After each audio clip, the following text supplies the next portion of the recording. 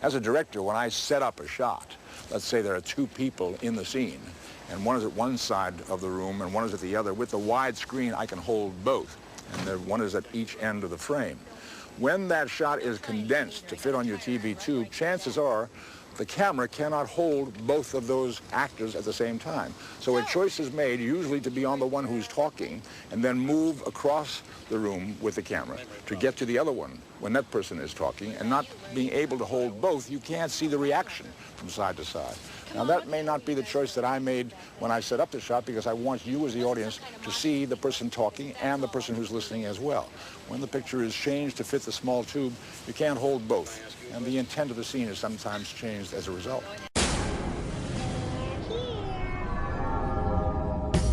You talking to me? Did you have a brain tumor for breakfast? Then who the hell else are you talking? You talking to me? I'm funny how? I mean, funny like I'm a clown. I'm Peter Venkman. We all go a little mad sometimes. Man that doesn't spend time with his family can never be real mad. I'm kind of a big deal. The first rule of Fight Club is do not talk about Fight Club. Yeah, baby! You want answers? I think I'm entitled. You want answers? I want the truth! You can't handle the truth! Hello and welcome to Frame by Frame. I'm Andy, and right next to me is... I'm Stephen, and today we're going to be talking, as a part of a tribute, the now late Leonard Nimoy. Yes. Took us a little bit by surprise. Despite everything, I mean, you just cannot prepare yourself for anything when it comes to death. I mean, it's such a sad loss, and it's still very fresh at the moment. So that's why we're going straight into this, yeah, as raw as we possibly go. And it is a substantial loss. And now we normally sit here and we're drinking coffee.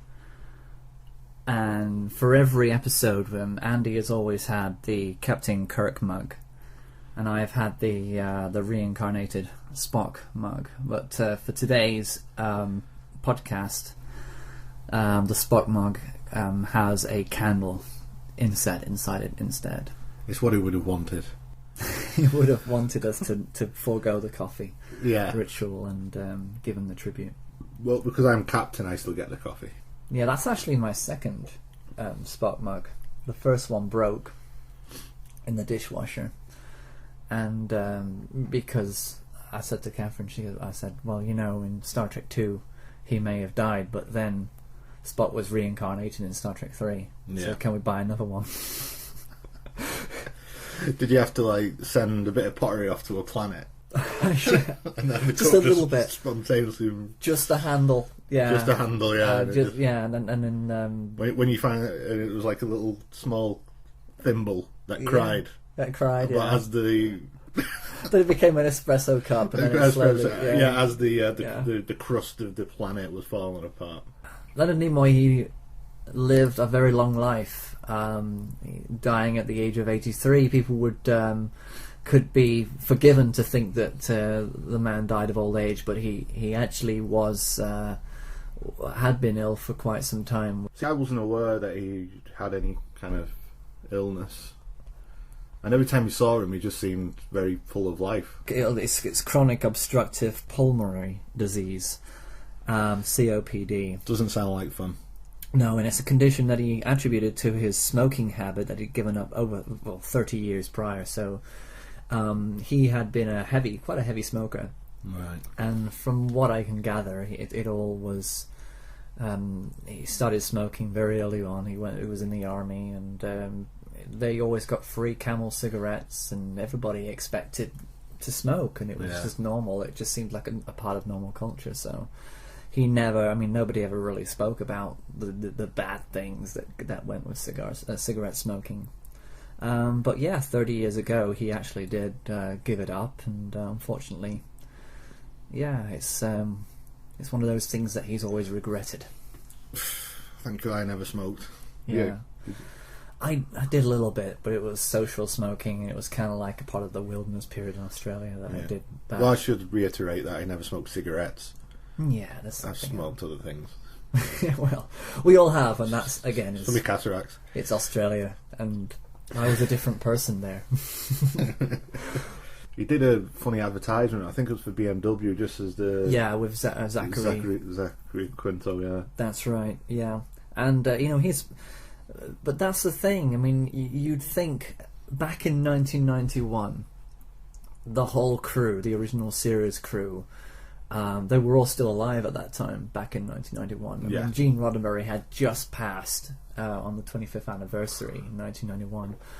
And they'd all said already that The Undiscovered Country was going to be the last one. Right. And that was it. And I think, I was only 11 at the time.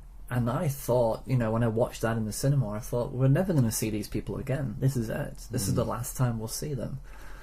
But how many years later? 24 years later? And they had not stopped. I mean, some of them had slowed down and kind of just done the Star Trek conventions, but William Shatner is still prolific. Yeah. Leonard Nimoy has been so prolific as well. The others are kind of relying more on social networking and just doing their own thing, but they're still present every day on our consciousness, in our lives. Yeah, is it George Takei? George Takei. Takei, that's it. He's hilarious. He is, but his Twitter page is actually overseen by a creative moderator, so it's not always him. Oh, right. He, believe it or not, he does have a life. He actually, he's not just social media, because everybody assumes that George Takei is just about social media, but he's just doing his own thing and just leaving it. That's why there's so many different fun things that appear on his feed. Yeah. Okay, Mr. Nimoy. Nimoy. Leonard Nimoy. Alright, well, Mr. Nimoy, you're gonna love Optic TV. It's even got Facebook now. So you can tell your friends what shows you're watching, check your wall posts, even broadcast your status to the world. Fascinating. It's like you're actually on TV. I am on TV. DeForest Kelley said that one of his favourite fan letters was actually from a female, from any female that ever contacted him. From a woman who sent him a picture of herself. She was a very attractive young lady, and a marijuana cigarette attached to a piece of card. And he said that the card read, "You've been getting me. What's the word? You've been turning me on for so many years. I wanted to return the favour." Great. And he kept that marijuana cigarette, never smoked it, and kept the picture with the it's a part of his. It had been a part of his fan collection. I'd like to think though when he opened the letter, he's like, "Great Scott, William, get over here!" But amazing. I mean, DeForest Kelley, another one of those gentle human beings that was so sad when he passed. Yeah. Along with Leonard Nimoy, both of these people just seem to be very similar, very giving, warm, loving human beings who nobody really had a bad thing to say about them. And he was, that was a sad passing, and I think it was 1995 when he passed. Yeah. Jimmy Doohan, a little bit later. Didn't he had his stories as well. I mean, he helped some people from suicide who eventually went into engineering and university and became scientists and teachers, and he had his successes, but he was a little bit more withdrawn from the family, I should say. I have a great deal of respect of actors that have lived through the 60s and survived it. And not got drawn into that sort of culture that happened around then, and was still relevant. Now. That's it. I didn't think of it that way. I mean, they were so present and there, but they didn't get swept away in the whole rush of fever that went about the 70s. Because I always say this to people, that if I'd been in my 20s in the 60s, I wouldn't have survived the 60s. You wouldn't be alive. No. I'd have I'd have been hanging out with Hendrix and... We know what we were both like. I mean, like I say, I'm the one who always chickened out, so I think I might have just been okay.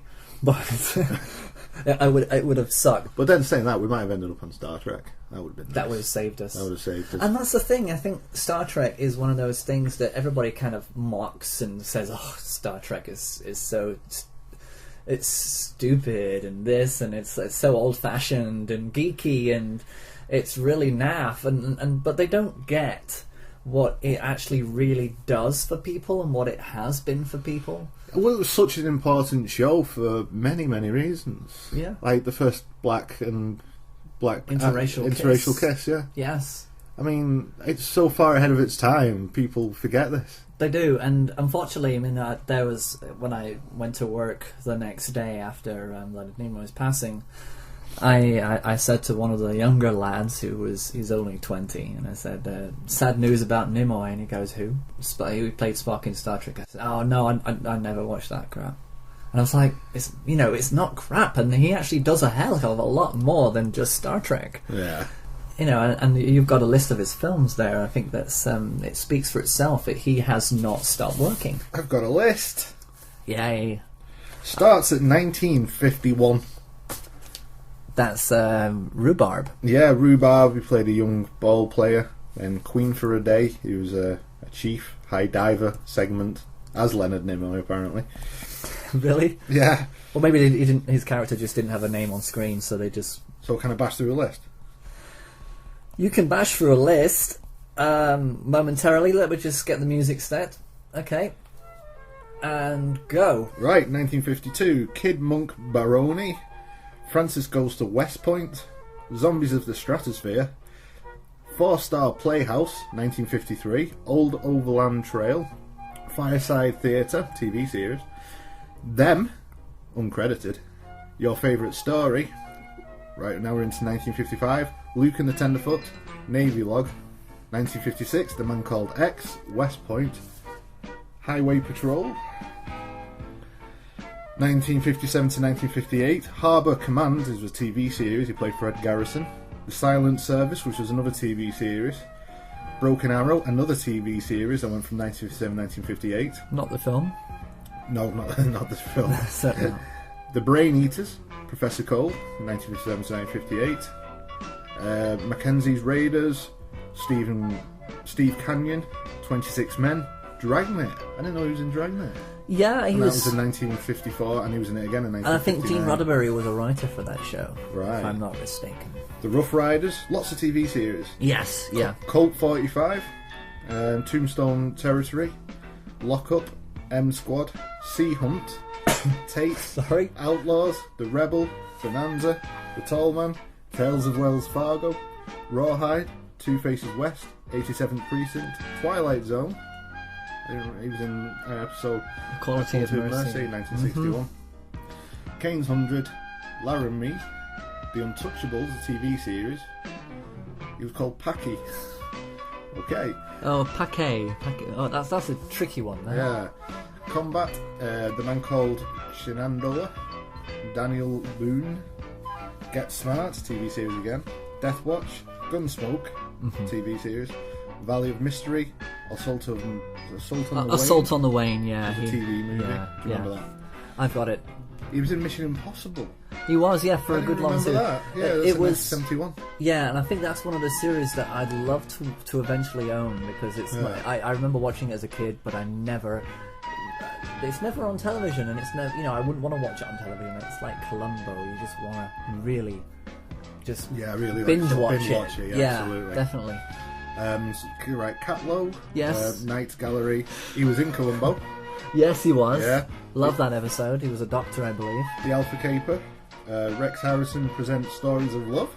He was called Nick. Okay. In that. He was in a little thing called Star Trek. He did a few episodes of Star Trek. And the animated series. And the animated series, yes. Yeah. Invasion of the Body Snatchers. Yay! 1975. Woo! Love that movie. Stephen sort of likes that film. It's okay. It's one of my favourite films. Do you want to talk about that now? We can do. Or do you want to go for the rest of the list, or are you breaking it down now just to... Well, now we're getting into some of the Star Trek Yeah, the motion picture, the films and stuff. So let's just go. So start with Invasion of the Body Snatchers. There are very special films that plunge you into a world of total terror, unleashing emotions so intense, so awesome, there is no defense. Prepare yourself. From deep space, Invasion of the Body Snatchers, rated PG. Starts this week at a theater near you. Invasion of the Body Snatchers. It's definitely a Donald Sutherland's film. Yeah. Well, I should say it's actually Donald Sutherland's hair that owns that film.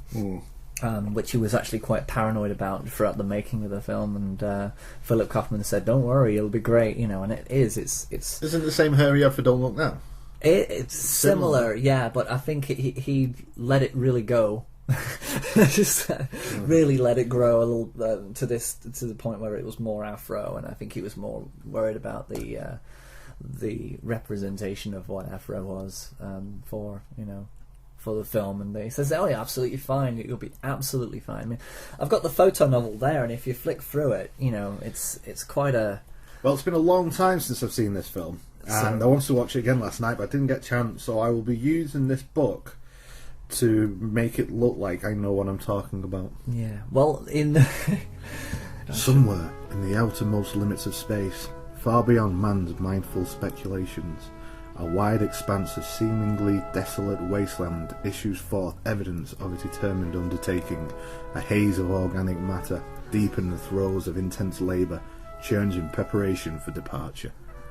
You see, it's been lifted directly from the screenplay. Yeah. There's so much more going on in the screenplay that you just don't know. I mean, if they actually had the narration on the screen, that would have been way too much, but that was beautiful, man. Thank you. You tell anybody to go and watch this movie and they're like, because it's called Invasion of the Body Snatchers, and everybody will just straight away think stupid B movie. Yeah. You tell them that Leonard Nimoy's in it, and they're kind of really okay. Donald Sutherland, who's that? Brooke Adams. Well, Donald Sutherland's the bloke out of Hunger Games now, isn't he? Yeah, and I know it's weird how people suddenly become of the moment rather than. And see, I remember this film, and it really sort of got under my skin. No pun intended. no pun intended. Well, that was good. No, it does. Yeah, it's another one of those. The sound design. Denny Zeitlin was the guy who was approached to do the music for this film, and he had no idea what to do at first. That he was supposed to be doing an orchestral score, right? But then they heard what he did with the jazz, and they said, "We want you to do that. That's great. Just bring that in." So he literally never done a soundtrack before. So when he did, he kind of wanted to kind of blend the sound of the mixing and the actual sound effects, the organic genetic throbbing that kind of went through the film. It was very, very. Had that been done before? It's such a marriage between score and sound design. I'm not sure. I think it was very specific though. I mean, this was actually really on, because they homage it, don't they, in The World's End quite a lot. Right. Yeah. Which we've talked about previously. Yes. Yeah, and it is. It's about the fetal heartbeat that's kind of threaded throughout that movie. The sound design is one of my favourite aspects of the movie. Right. But it doesn't just take over, because you're just so caught in what you're looking at, you just can't believe what you're hearing at the same time. It's... The cat likes this film as well. Yeah, she says you watch it way too many times and feed me. I've lived in this city all my life, but somehow today I felt everything had changed. People were different. Will you please trust me? It's happening now. It was a nightmare. Help! They're coming! Officer, I would like to report 4 bodies in my backyard. You have to stay awake. Brooke Adams, we kind of see the film through her eyes. Yeah. Brooke Adams. And do you remember that funny part where Leonard Nimoy goes, "That's right, just relax. Now you're going to be all right. You want to go home now? Will you come and see me tomorrow? We'll all talk, the three of us. Okay." Yeah, I do. And not referring to the photo novel, I believe that's the scene where Donald Sutherland takes Brooke Adams, because Brooke Adams thinks that her husband is changing. Yes. She's been observing him through the window. He's been meeting people, exchanging gifts, and she's a little bit paranoid. Oh, by the way, she works as a biochemist. She Always works, helps. And it kind of helps.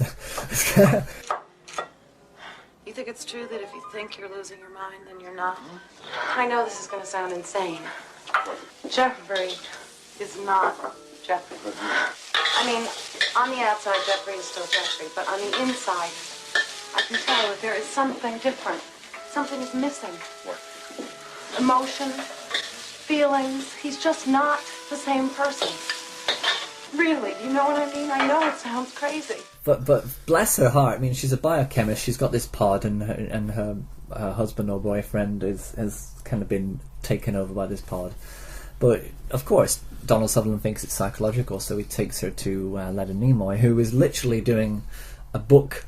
Supposed to be doing a book reading or a book signing, and it turns out to become this circle of people who think that all their partners and their friends and family are different. They've changed. Right.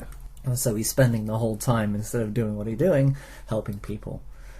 Now, does that not sound like Leonard Nimoy? It does. That he would actually just drop everything and so that he can actually help people. Yeah. So this was a perfect role for him, I think. Because he has a scar on the back of his neck, and when his hair is long, you can't see it. Yes. He went to have a haircut today. Yes. And the scar was gone. No, it's still there. Of course it's still there. What did you expect? He's still Ted. He's still Excuse your me, can I husband. just say one Please. thing? He's still your husband, But Ted. I know Please. something that you... Catherine. Could I just say Please. one thing? Catherine.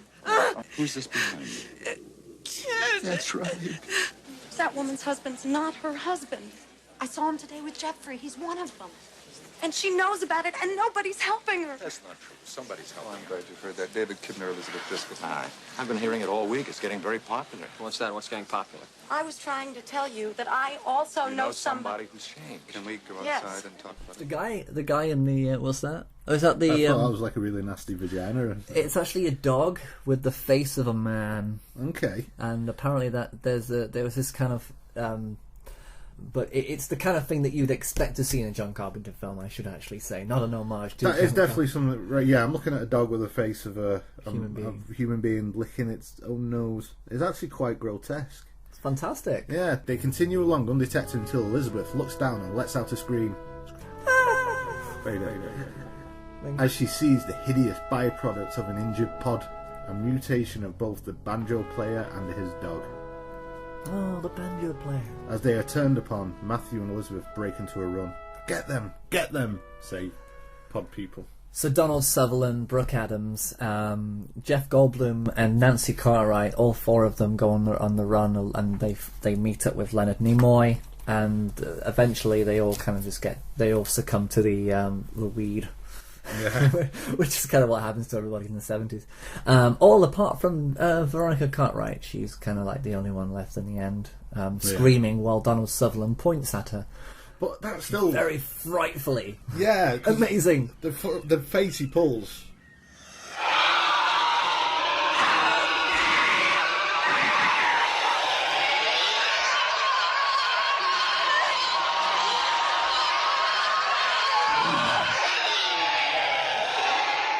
Wow. I know! And it's like... Yeah, I mean, look at Andy's just trying, and you just don't have it. I just don't have the face of Donald Sutherland. I wonder if Keith Sutherland could do it. In fact, there's a guy at my workplace who looks just like Donald Sutherland. Get him to do it. I'm going to get him to do it. We'll take a picture and tweet it. I've wanted to kind of... I've been trying to get feelers out to find out if he can act. Because if we can have a Donald Sutherland lookalike in one of our short films... Yeah. And just call him Donald. And people will just go, oh my god! Because he really does look. Yeah. He does really look like him. We should do a shot-by-shot remake of Invasion of the Body Snatchers. Well, like they did Raiders of the Lost Ark. Have you seen that there's a fan film out on Raiders of the Lost Ark about I haven't. 1982 after seeing Raiders of the Lost Ark, a group of students got together and tried to make shot-for-shot Raiders of the Lost Ark. They almost finished it, but the two lads fell out over a girl. Fell out with each other over a girl. Women. And then they decided that they would get together 30 years later to reshoot the last scene that with the aeroplane that they hadn't actually done. They to get back together, and they made a whole documentary about the whole thing. It's going to be it's currently showcasing on the IMDb trailer. Right. Trailer wave of trailers. You know Yeah. how they have a flick through of all That's trailers. quite- It's in there. Yeah, yeah. it's called Raiders, the best fan film made ever. Have you heard they're thinking about continuing Indiana Jones but using Chris Pratt instead? No, I didn't realise. Yeah, Steven Spielberg's thinking about it. Well, he's kind of thinking he's got to do it somehow. I mean, I just don't know. I think they should just leave it alone. I'd leave it alone, or just do one really good film where Indy dies in it. Yes. And then leave it Kill there. him. Kill him, do it. Yeah, I mean, J.J. Abrams is keeping Star Trek alive. He's doing a fine job of it, and now... Well, we'll see. Well, I'm sure so he will far, do. I mean, Simon Pegg is a big fan. I don't think he's going to let anything crazy happen with it. I mean, they can't. Really? No, I I mean, don't think so. if you love Star Trek enough, and you honour the fans that love Star Trek enough, you do not mess around with it. But as far as look at what they're going to do with Ghostbusters. I mean, they might as well just have the four women from Bridesmaids in the film, and just make a completely different film with them four doing something supernatural, but doesn't have to call it Why did they have to call it Ghostbusters? Exactly. Well, you've got a brand, and they want to make that's an instant brand. But they need recognition. They need to have the balls to actually go in cold and try something new. Yeah. I mean, As far as I can tell, it is going to be a completely new story, new set of people. But it's still called Ghostbusters. Well, we'll see. TM. C. Ghostbusters, maybe. Ghostbusters. I think that'll be sexist. It's kind of you true? can't call actresses anymore. They're actors. Right. Yeah, it's been a thing for about a decade now, but not everybody wants to talk about it.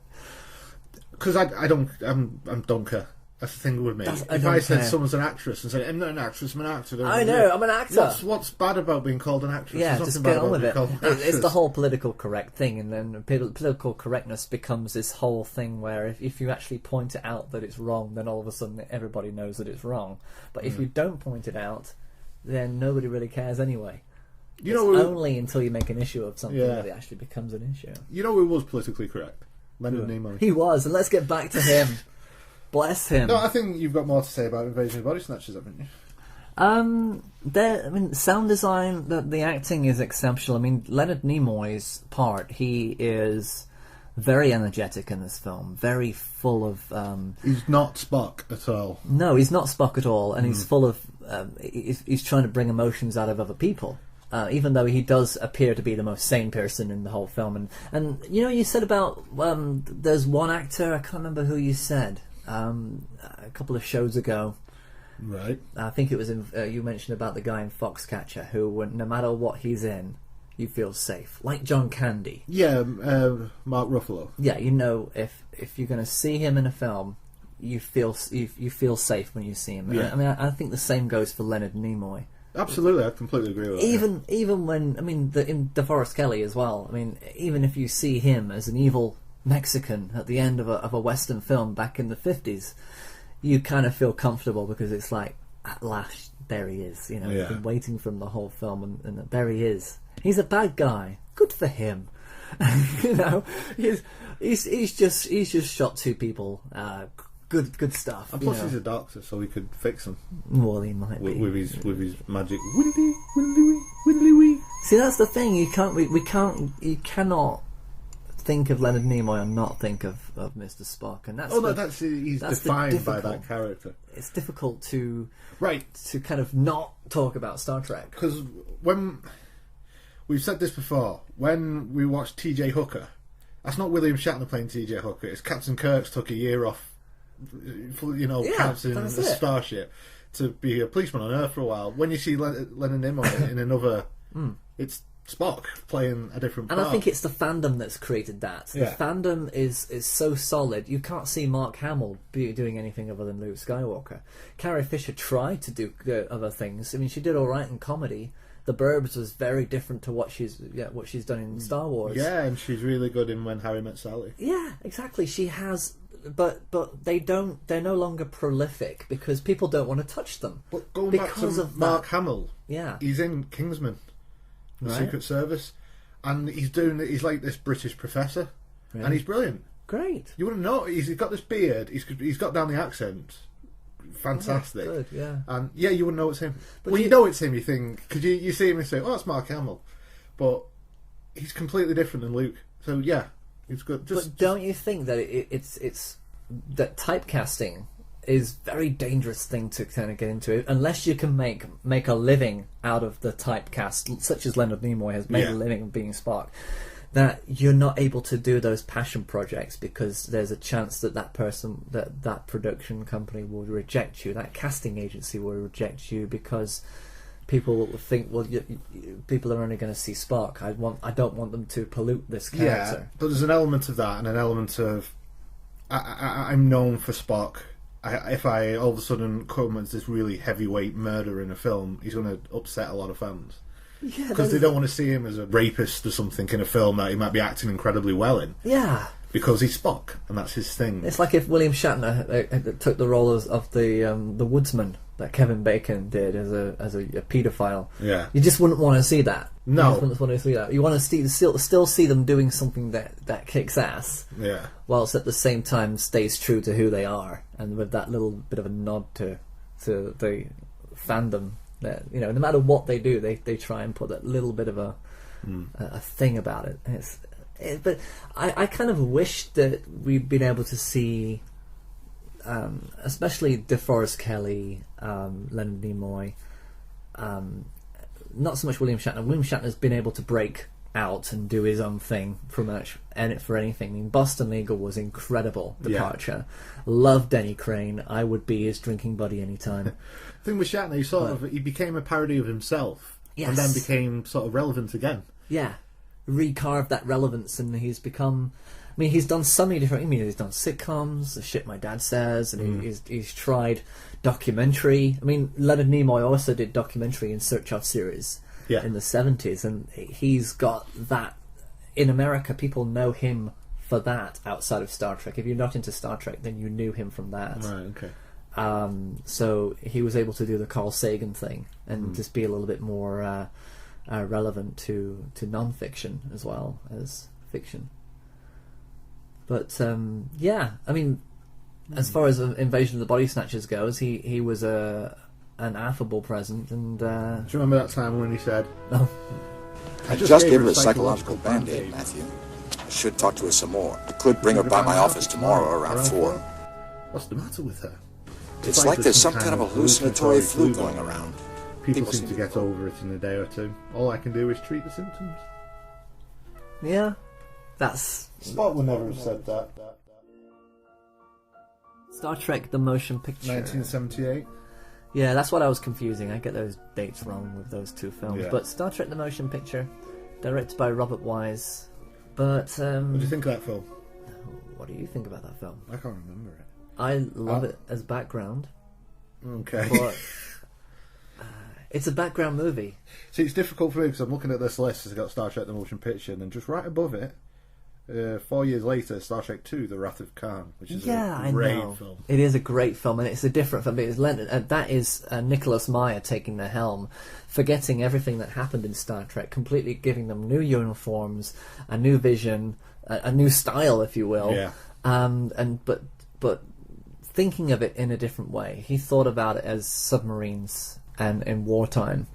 He did kind of create the kind of a military aspect to it, which in Star Trek 1 they were totally in sci-fi jumpsuits and just staring out at the view screen.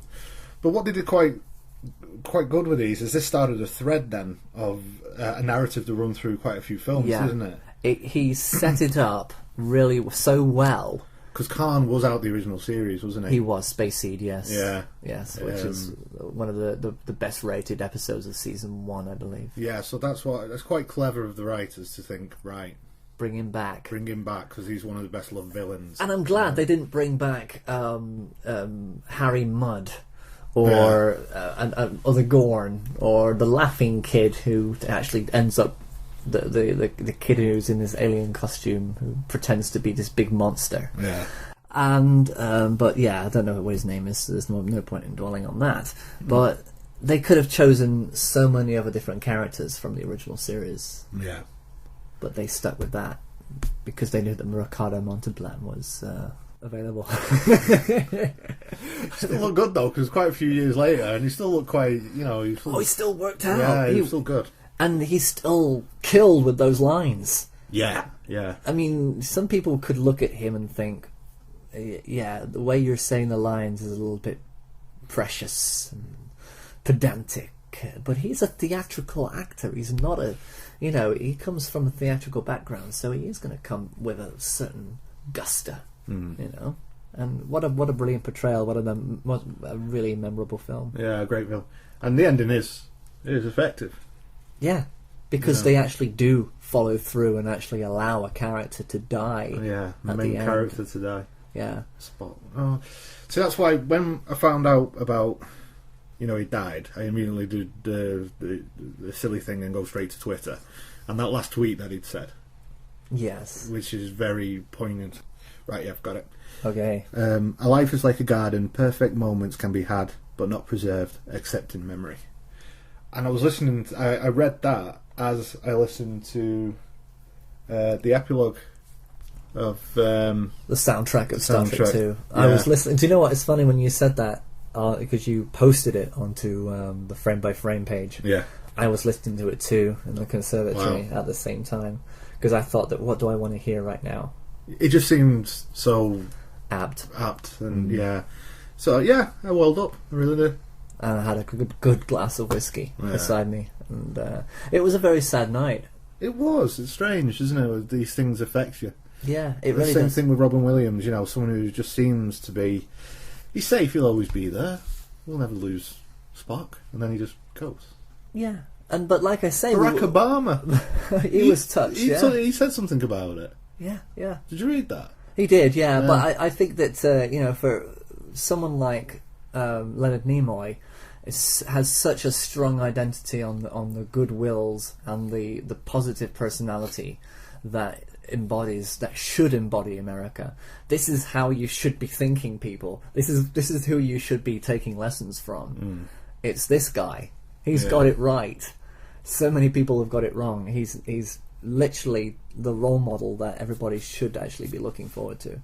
And I think he's just trying to reach out for that and kind of remind people that we should pay attention to this right now.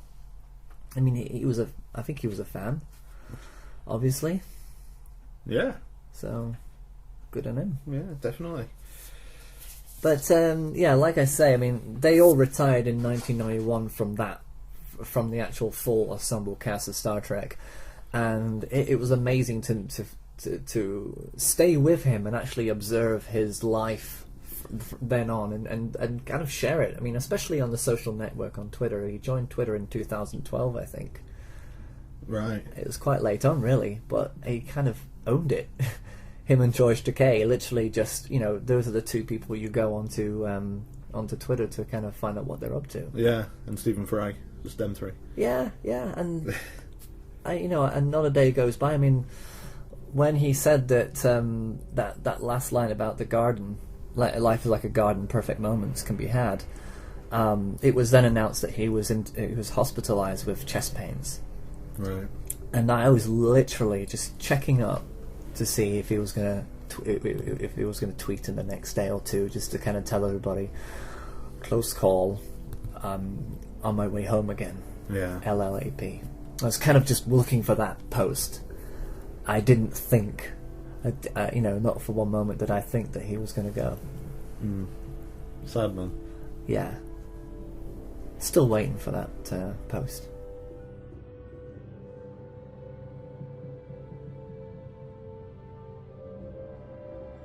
He had a good long life. He did a lot of things. He inspired a lot of people. He was a brilliantly innovative actor, but he also worked collaboratively. He recognized the important contributions made by everybody. And I think that's what made him a good director as well. And since we had been working together for a long time, as a director, he could speak to us in shorthand. So his many, many gifts included his ability to work with many people. He was loved by a lot of people. It's sad that you have to be reminded that life is that short. Right. Okay. So let's climb out of the somber moment and talk about his later films. Well, he did 1986 did a voiceover in the Transformers the movie. If you remember that. Well, yeah, and it says here Galvatron, but I didn't think he was Galvatron in it. Yeah, Galvatron. This is 1986 though. This is the animated film, isn't it? Yeah, it's the animated film. But he did come back and I think he came back in the to voice his Sentinel Prime in the Transformers: Dark Side of the Moon. Yeah. So he actually had a little bit of Bay money. Yeah. Which, you know, if anybody's slept with the enemy for a little bit. But if anybody's going to have a bit of Bay money, he deserves it. You know, little slice of the cake for him. And it's just a voiceover, so that's okay. Yeah. Okay, so we've got Star Trek: The Voyage Home. Star Trek: The Voyage Home, his second directorial, because he directed Star Trek 3. What happened to Star Trek 3? I know he directed The Search for Spock. There we go. He directed Search for Spock, and they liked him so much they let him direct the fourth one, which is his favourite film, by the way, Star Trek 4: The Voyage Home. Right. I love that one with the whales. I like it. I like that film. It's not my favourite, but I like that film. But it's very accessible. I mean, my mother even knows what it is, and if you're listening, it's the one with the whales, because that's what everybody called it. If you're not into Star Trek, you know that film as the one with the whales. What I liked about it is they played with comedy a little bit more. It's a bit more playful. Because they've been through life and death together through the last couple of films. They wanted to lighten up a little bit. Yeah, and I think it's just let loose, and I think that's why everybody had a good time with that, because they remembered what it was like to be a fun family. Now, did Leonard Nimoy, was he involved in a lot of like animal welfare and? I think so. I mean, he does tweet about it. He was tweeting a lot about the fact that I wonder if we'd have made a film about the elephants back in 1986, that they would have thrived as much as the humpback whales have since that movie, because the humpback whales have been thriving, and he's kind of been keeping an eye on that. I think he's always kind of just looked in and overseen certain areas of that. I mean, I'm not too sure about his charity work. Let's take a look. I love that. I love the scene where there's those fishermen who are about to attack, they're about to harpoon that whale. Yes. And then the Klingon ship just uncloaks in front of them. Brilliant. It's a beautiful scene, actually. Yeah, it's really nice and misty and wet, and when it actually goes down into the water, it's and they all climb out and start splashing around. You know, that scene was actually shot at the Paramount car park. Was it? They've got one car park which is actually it doubles as a pool. Right. So when they feel as though they have to shoot something there, they just close off the car park. They raise the edges and they just fill it with water. They just flood it. Right. And it looked like they were having a ball that day. Yeah, I big think smiles. So. They were close to home. They didn't have to worry too much. They were going to have a big lunch and a steak and a baked potato. Yeah. And that's it. Bit of a splash. He's actually quite modest and careful with his charities. He's part of the American Cancer Society, the American Foundation for Equal Rights, and the Nimoy Foundation. Now, the Nimoy Foundation is about him just getting money to himself. I don't think so. It's established in 2003 by Leonard Nimoy to encourage, recognise and support the work of artists, giving grants to artists in residence programs in the US. So he's very much about keeping close to his own. You know, Michael Bay did the same thing. He started a production company that gave money to up-and-coming directors who have a vision and want to make a film. Yeah. Apparently. But what's actually come out of that company is just reworkings of horror films. You know, like the Friday the 13th new film and the new Nightmare on Elm Street and stuff so like it's that. basically re-owning all the things that we think are so great that were actually owned by great directors. Yeah. And now he has a piece of all of them. The final front. I think we need to leave Michael Bay out of this. Yeah, we I need want to stay leave him way positive. alone. But yeah, hold on. The causes: cancer, civil rights, creative arts, health, lesbian, gay, bi, transgender support, and miscellaneous causes. I'm sure there's some animal welfare. Yeah, just because things with going the Voyage Home, there's a huge animal welfare message in the film, isn't there? You Definitely. We've got The Final Frontier. Yeah, directed by his pal William Shatner. Yeah, and I don't mind that film either, to be honest. I enjoy watching it. I'll still watch it, and there's so many good moments there. It's just a shame he just didn't have the budget. That was all. I mean, if he had the budget and the encouragement to make a great picture, then Final Frontier would have been one of the best. Yeah, I'm right in thinking it's the one where they're thinking they're going to God. Yes, only, but it's actually the old satellite that went out there years ago. And yeah, and they use the science of Christopher Nolan to travel to the centre of the galaxy. Yeah. And yeah, which, you know, it kind of falls apart at that point. But the triangle is still there. The William Shatner, the DeForest Kelley, Leonard Nimoy triangle. The Trinity. The Trinity is consistent throughout the whole series, and I don't think it misses a beat in that one either. In Unification 1 and 2 in The Next Generation, Spock is in them. He does, yeah, and that was a bit of a surprise, I think. Everybody was shocked to see Spock appearing in The Next Generation. Of course, people understood a little bit more that the Vulcans live a lot longer, and it's kind of helpful to have that. But not only him, but Spock's father, Sarek, who is one of the biggest alumni of Star Trek, because he was in the original series as a Romulan. He was in all the films as Spock's father, and he appeared in his own episode, Sarek, in The Next Generation as well. Mark Leonard having one of the most incredible voices to listen to. Yeah, he's great. Yeah. I mean, I have his audiobook Sarek when I was a kid, and I just loved listening to him. Yeah, I remember. Why did you leave him, Kirk? Why did you leave him on Genesis? Yeah. Spock trusted you, and you denied him his future. I saw no future. You big nerd. Oh, I love it. The Undiscovered Country? Now, that was supposed to be their sign-off, and and to say that it was a sign-off, of course, Leonard Nimoy didn't work again in Star Trek until 2009. So he didn't do Generations. No. Like William Shatner did. And unfortunately, I wish he hadn't, because it's not very good. They ruined the death of Kirk, I think. But there we go. I mean, that's when Leonard Nimoy walked away from Star Trek for a little while and started to rediscover himself. Yeah. And then we've got a load of TV movies. So we've got he did a few games. A few games. He was on Star Trek Judgment Rights. Yeah. The Halloween Tree. The Page Master. Bonanza, Under Attack. The Outer Limits. Bonanza, Under Attack? What's got a TV movie? Okay. 95 did The Outer Limits, which yes. was on the back of The X-Files, but nowhere near as good. Yeah, that's true. He obviously was in The Simpsons. You know which episode, right? The Springfield Files and Marge versus the Monorail. Yeah, the Monorail episode is one of the most famous Simpsons episodes, and he was the celebrity that went to open the monorail on its first journey. Right. So it's a fun episode. David, a TV movie. We've got Duckman, Private Duck, Family Man, TV series. He was in Where No Duckman Has Gone Before. Really? Yeah.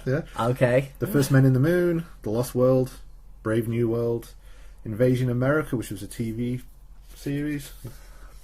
General Conrad, he played. It's funny because William Shatner did Invasion Iowa. I think he took it a little bit small. It's okay. Then Sinbad, Beyond the Veil of Mists, Becca, Atlantis, To the Lost Empire, To Boldly Go. Becker. He was in Becker with Ted Danson. Just to know. Becker. Yeah, that was a series that I enjoyed Becker. That it didn't get the praise and that it should have, and it was kind of kept very hidden on Comedy Central. Yeah, I do remember Becker. I actually know it was on the Paramount channel. Yeah, it was Paramount. Yeah. Yeah, that didn't last very long. That channel, did it? No, I don't think it's still. I don't. It's called Channel 5 now. Oh, that's... Okay, next. And then Atlantis, you got To Boldly Go and... Yeah, Sci-Fi Visionaries, video short, Reflections on Spock, Kiss and Tell, Romance in the 23rd Century. Lovely. Video short. These are video shorts. Yeah, loads of them. A lot of shorts, video games, video shorts. Yeah. So he was working, and then obviously 2009, Star Trek. A small part, just a small part. But he got to work with Simon Pegg for the most part in that, and have a little bit of FaceTime with Zachary Quinto. And Chris Pine. He ends up being ditched on that snow planet, doesn't he? And that's where Spock saves Kirk. Oh yes, Kirk is there with Scotty. Yeah, because Spock, old Spock and Kirk find Scotty by going to that base. That makes sense. Yeah, I completely forgot he was actually present at the time. A little bit contrived that. Yeah, a little bit too. I honestly love I love the 2009 Star Trek, fun. And I really like Into Darkness. I thought that was great, but.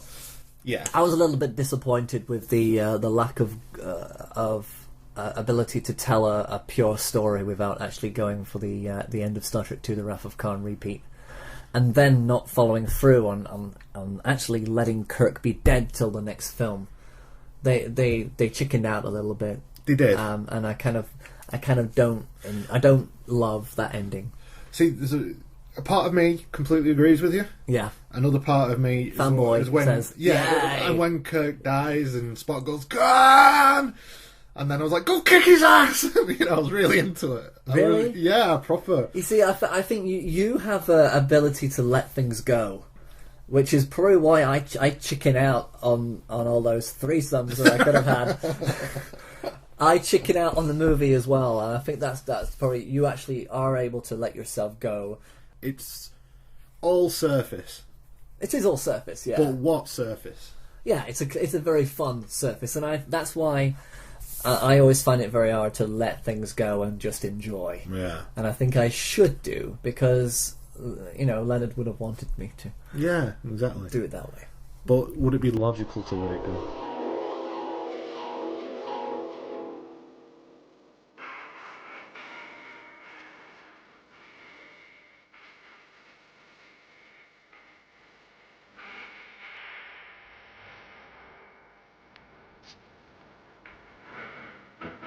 Okay, so yeah. So we've just got a few more Star Trek games, video shorts. Well, okay, let's talk about Star Trek Online. Okay. Oh yeah, because you played this, didn't you? I still do. I'm still on there. I mean, I go in every so often. I mean, I went in that night after chatting to you about Leonard Nimoy. I went into Star Trek Online.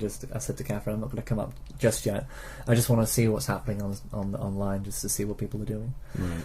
And I got my little avatar character just walking around, just checked to see what my money was doing. I thought, you always have to make sure nobody's robbed me. I don't know why I always feel as though I'm going to get robbed. I think because you live in a neighbourhood where people get robbed. I know, but it's like my online avatar is safe. Nothing's going to happen. It's like, is he going to be crawling on the ground with blood coming out of his because you got raped or mugged? I don't know. Cut that bit. But yeah, so I took my character on a little trip to Vulcan, and when I landed down at Vulcan and I saw this, and I'm just going to show you. I'm going to put the pictures on the YouTube version of this podcast. Okay. Because I think you'll be quite impressed with. I went down to Vulcan, and there's a little monument at the centre.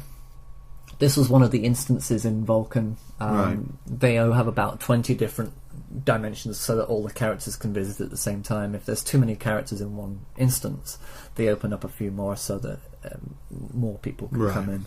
So this was just one instance where over 50 people were all just standing there in solidarity around this the central point of Vulcan. This was another instance, people doing Vulcan hand salutes. Can you actually see that?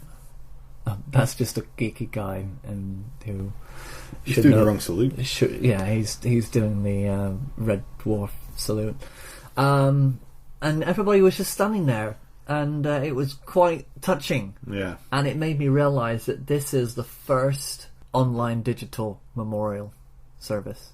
Everybody who was a big fan of Star Trek. Internet's not a bad thing. It's not a bad thing at all. Not all the time. And I love this, and I've actually been tweeting a few of the people who are actually putting these posters up and just saying, you know, good for you, and you know, I think it's important to recognise it. I mean, Spock was a big part of this game. Leonard Nimoy voiced every single promotion. He was the one who told you, "Well done, Lieutenant. Well done, Captain. Well done, Admiral." He offered his voice for all the narration throughout the whole game, and yeah, he was your guiding light throughout the whole game. So it's see, that's actually made me want to play it.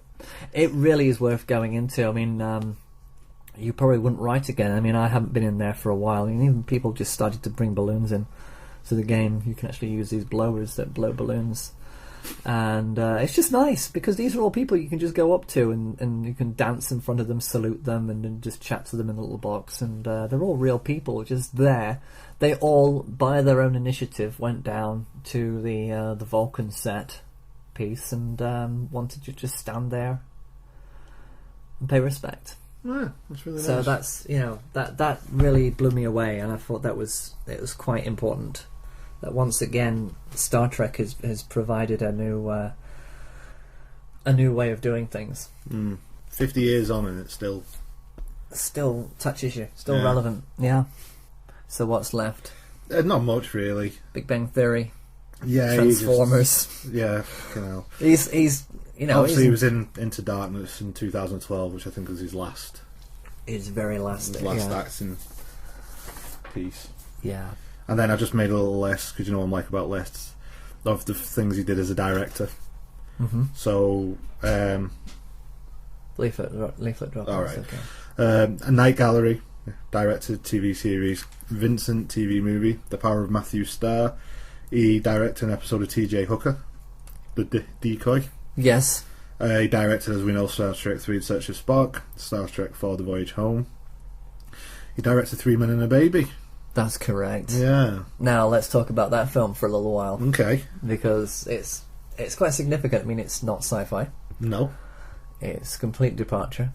It is New York. He loves New York, and and he was actually directing this movie with three very strong male leads. Yeah, who are all really at the top of the game as popularity is. Yeah, they were. I mean, Steve Guttenberg had been popular because of Police Academy films and Cocoon. And Short Circuit. Tom Selleck had been that dude who had a moustache. Yeah, what was it? Magnum PI. Magnum PI, and he'd been in Coma and a couple of other things, but. And then you've got Ted Danson, who had been Cheers since the very beginning, 1982. Yeah, and he'd done some great films as well. Some funny films. What was that film he did with Whoopi Goldberg? Something Made in America, wasn't it? That was it, Made in America. Yeah, he was so funny in that film. It was really good. Exactly, and he's Ted Danson is another one of those who you feel safe with when you watch him. I mean, but how safe can you get with a baby and three of the most safest guys you could think of? Yeah. You can't think of. I mean, again, it's a triangle. It's that trinity, and I think Leonard Nimoy probably saw that trinity. Yeah. From his own experience of working as a trinity throughout Star Trek, that three seems to be quite symbolic in his. It just seems quite odd, doesn't it, for him to have picked this film to direct, because he's not directed that many things. No, he hasn't. But and it sort of jumps out, as being odd, different. Do-do-de-yo-do. Good night, sweetheart. Well, it's time to go. Do-do-de-yo-do. Good night, sweetheart. Well, it's time to go. Do-do-do-do. I hate to leave you, but I really must say, good night, sweetheart. Good night. Well, it's 3 o'clock in the morning. Baby, I just can't treat you right. Well, I hate to leave you, baby. I don't mean maybe, because I love you so. I watched the sequel around Christmas time again, And yeah, it's not very good. It's full of very... It's okay, but they kind of just try to repeat. But it's so many, like, what America think of Britain isms in it, which aren't true. We don't all live in mansions and castles and shit and we don't get surrounded by sheep every time we travel out in a little mini car. No. But they had the same problem in National Lampoon's European Vacation. Their ideas of what it was like to be in Britain was just disastrous. Yeah, but then they did that with every country they went to. Apart from that one scene when they're doing that dance, and then the dancer they slap him in the face, and he takes it really personal and ends up punching him. Yeah, that's the way to go. Yeah, Chevy Chase, you tosser. Chevy Chase, that's another story. With Three Men and a Baby. Yes. Do you think it was Leonard Nimoy's decision to put the carbon cutout of Ted Danson on the outside? Everyone thought it was a ghost. I don't think. I mean, who did that? Whose idea do you reckon that was? I think it was an oversight, and I think somebody put it there as a joke, and because I think it was a on-set gag that they hadn't cleared up. This is how pathetic I was when I was a kid. Because I heard everybody. I heard about it, but everyone was saying it was a ghost. Yes. We had no internet, so I was like, oh. So when I got the film, I put it on and waited for that part. When I saw it, I paused it, and it looks really creepy. It does really spooky because they and created... I couldn't sleep that night. It really freaked me out. Yeah. I know it was so freaky because they created this whole lore about this boy who actually committed suicide in the apartment that they filmed in, but those shots were actually studio. People never actually realised that. Yes, they did do some shooting in an actual apartment, right? But a lot of it was coverage done in the studio. So. Good set dressing, yeah, really, considering if people actually believed that. But it was nice because it gave the film that boost because everybody wanted to rent it, everybody wanted to watch it because of that cardboard cutout. Yeah. So I think it helps to have a little bit of lore and a bit of urban legend in your film. What we should have done with CAC03 is create something. Maybe while we were filming it, we were abducted by aliens and we lost like 4 hours. Yeah, true. Yeah, I thought it was this idea that for every podcast I put something in that's subliminal, and then when we get to the 100th episode, we realise that we put all these pieces together, and we don't realise that when we play them backwards. I was actually thinking about it the other day, but I think it's so ridiculous because we're not going to do that. But maybe we can do that in other. Yeah, but anyway, that's going way off topic. Yeah, but since then... Three Men and a Baby, yeah, that's good. Yeah, but then since then he did a film called The Good Mother, directed that. Never seen that. No. Body Wars, a short film. No. Funny About Love. No. Holy Matrimony. No. And in 1994 was a TV series he directed one episode of Deadly Games, which was called Kill Shot. He obviously just picked projects that he wanted to pick. Yeah. Things that he wanted to do. Things that supported his ideas and beliefs. He didn't do anything because it was popular or because everybody expected him to do it. Well, you think about it, his first on-screen debut was 1951. Yeah. And his last was 2009. That's an incredible career. It is fast. It's amazing. And I mean, to go on until 83 is still people would be forgiven to believe that 83 is a good age to pass and die of old age. Yeah. But he didn't. I mean, had he not had the COPD, how long would he have gone for? I mean, that's... Well, Vulcans live a lot longer than us, so he would have lived for about... he would have outlived my son. A few hundred, Yeah, but how many more lives would he have touched? I mean, it's just remarkable. I mean, the thing is, people mock the conventions. People say that people look silly when they get dressed up as Klingons and things, and that the whole language of Klingon is ridiculous. But you've got to step back and look at it and realise that what harm is coming to anybody from going to these places? I mean, what good is coming from it? What positive when we're talking about films, it's easy to rip a film apart and tell everyone what's wrong with it. Yeah. Why not look at it and say, okay, well, what's right with it? What's right with it? And I think what's wrong with grown-up men dressing as Klingons and hanging out with other men? It might not be my kind of thing, and I might be a little bit odd about the idea of doing that, but do you know what? They're not. And maybe it's one heck of a confidence boost for them to actually be able to go out in public. Some people might even have that social anxiety that this is the one chance for them to just come out and really get in tune for themselves. Yeah. But yeah, There's nothing wrong, and I think maybe we ought to learn. I mean, what are we going to learn from the character that is Leonard Nimoy, the personality? What is that one thing that we can actually take with us on our reviews now? Is it to be a little bit more open-minded? I think it's just to be true to yourself. Yeah.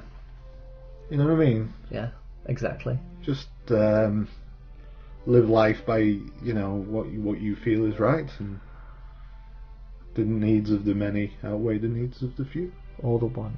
Or the one. I have been, and always shall be, your friend. So I think it's time for us to wrap this one up. I'm just thinking. Have you got something else? I just thought of something. What have you? Oh, Could we say to, like, I want to say, if someone's put "Goodbye Spock" in Klingon? How would you know? That's a good point. How are you going to search Klingon?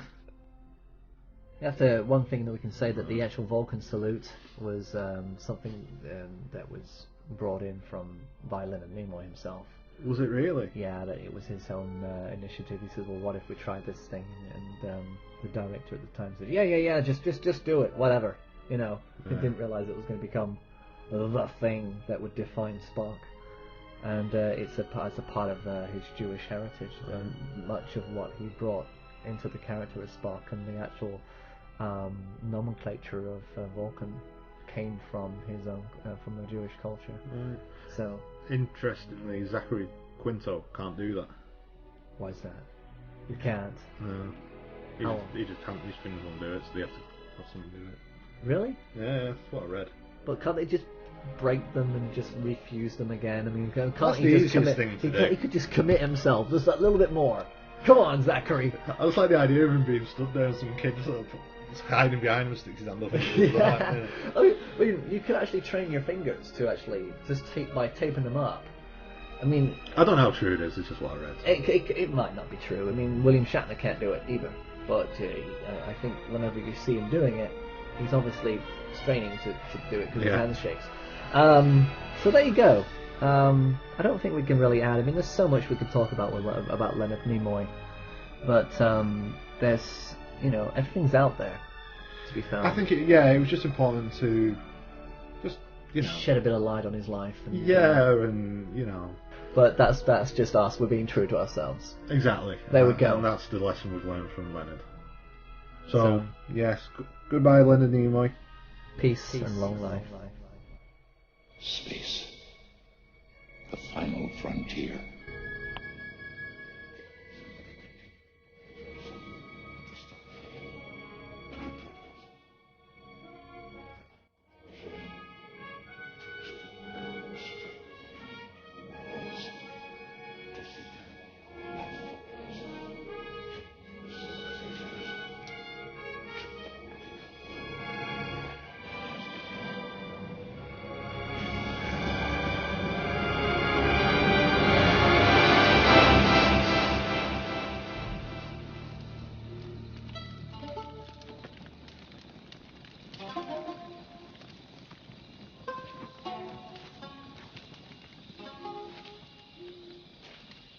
Going to sit there and pluck that thing, or are you going to play something?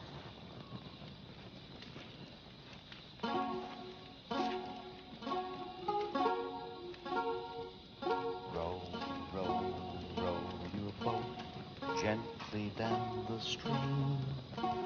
Merrily, merrily, merrily, your boat. Life is but a dream. Merrily, merrily, merrily, your boat gently down the stream. Merrily, merrily, merrily, merrily, life is but a dream. Merrily, merrily, merrily, gently down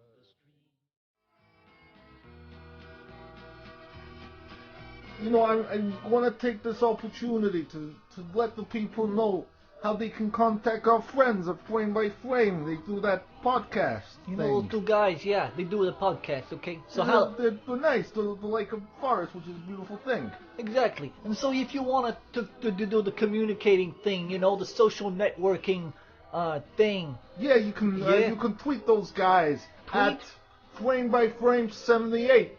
If you'd like to go to the website, that will be www.roastedportions.com. You don't need to do the www. It's implied that it's going to be the World Wide Web. But people need to know that. Okay, just go to roastedportions.com, okay? You go down on the right-hand side, you've got the social connections. You can talk to the people who do the show. You can even talk to the people who made that movie, you know, CAC03. Who'd want to talk to those mooks? I don't know, they made a pretty interesting movie, right? It was in black and white. Yeah, black and white. I like you know, that. We like black and white, and there was also some trees in that movie, too. Oh, trees. It's like being in a forest, which is a beautiful thing. Other connections, you can really get to know these people on YouTube as well, and if you want to comment on their podcast, I urge you to do that. Okay? Yeah, I think it is a proper, really nice thing if people want to start contacting these guys. Subscribe to them and comment. I mean, it's just polite, you know. Also, you can email them at framebyframe78@gmail.com.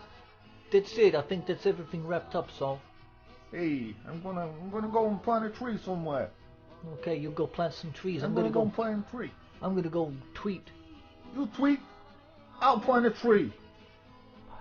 It's us. We're out of here.